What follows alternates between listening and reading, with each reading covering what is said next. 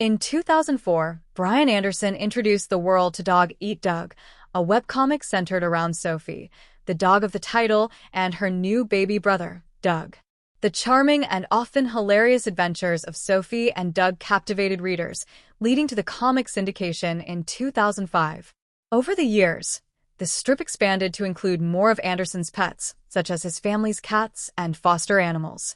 Now, Anderson has taken the beloved characters into the world of graphic novels with Sophie, Jurassic Bark and Sophie, Frankenstein's Hound marking the first two releases from Marble Press.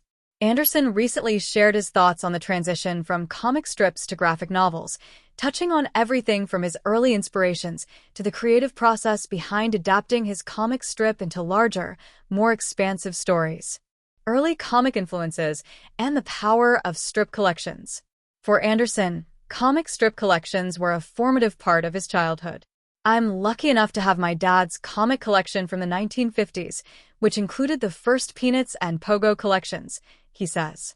"These had a profound effect on my art and the way I viewed what was possible with comics." Anderson recalls that early Peanut strips, particularly, left a lasting impression due to their underlying darkness, which gave the characters emotional depth and made the humor more poignant. This influence can be seen in his own work, where the relationship between Sophie and Doug is infused with a blend of humor and emotional resonance. As for graphic novels, Anderson cites several milestones in his journey toward understanding the medium's potential. His introduction to 2000 AD in second grade was a major eye-opener, and later, in 8th grade, discovering Neil Gaiman's Sandman solidified his departure from superhero comics, except for Batman, which remains a cherished favorite. The birth of Dog Eat Dog and the transition to graphic novels. Dog Eat Dog didn't start as a long-running comic strip. Rather, it was the product of a spontaneous moment when Anderson's new dog, Sophie, became the inspiration for the comic. "I was developing 2 other strips for a syndicate, but I couldn't picture doing either for 10 years, he explains. "Sophie had just joined our family, and while I was sketching, the concept for Dog Eat Dog popped into my head as we played together." The strip quickly launched online, and within a year, it was syndicated in newspapers. When Anderson began adapting Dog Eat Dog into graphic novels, he found the process freeing. "Switching to graphic novels allowed me to let the characters loose in a vast playground," he says. However, breaking free from the constraints of the comic strip format was a challenge. "I had to shake off the 4-panel rhythm," Anderson explains, crediting his stellar editor and the support of his team at Marble Press for helping with the transition.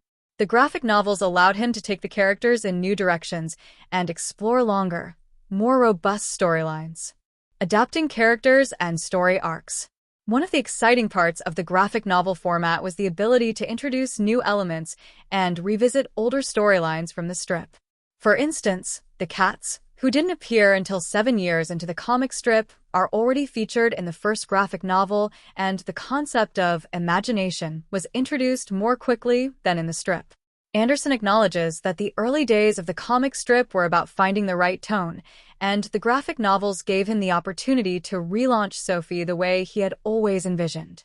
"The cats were crazy, quantum physicists bent on taking over the world," he says with a laugh. "I don't have to experiment with their goals or personalities anymore." This freedom allowed Anderson to focus on the development of the characters, making them feel more fully realized and less like works in progress. Humor for both kids and adults. One unique feature of the Sophie graphic novels is the way Anderson incorporates humor that appeals to both children and adults. This dual audience was something Anderson had in mind from the start. "Sophie took on a lot of my traits in the newspaper strips," he shares. "She sat with me on the couch to watch Doctor Who, and I always slipped in little Easter eggs for parents." The graphic novels allowed him to take that further, inserting references and jokes that only adults would catch, making the books enjoyable for readers of all ages. Blending real life with fiction. In the Sophie books, Anderson also draws from his own experiences, especially when it comes to his foster dogs. "The foster dog stories are based on real dogs that have come through my home," he explains. "I never wanted to get too preachy about adopt, don't shop, but I wanted the compassion I witnessed between my dogs and the foster dogs to come through in the books." Anderson's real-life connection with his animals gives the graphic novels an emotional depth that makes them resonate with readers. Looking ahead, Anderson is already working on the third book in the Sophie series, which will tackle issues such as anxiety and fear, based on his experiences with a foster dog who had these challenges. It was a heartbreaking situation, and I wasn't sure if it would work in the comics, Anderson admits. But by creating a cartoon version of Luna and placing her in the world of Sophie, her story practically told itself. Conclusion: Brian Anderson's journey from Dog Eat Dog to the Sophie graphic novels is a testament to the power of comics as both an art form and a storytelling medium. By blending humor, heart, and real-life experiences, Anderson has created a series that resonates with readers of all ages.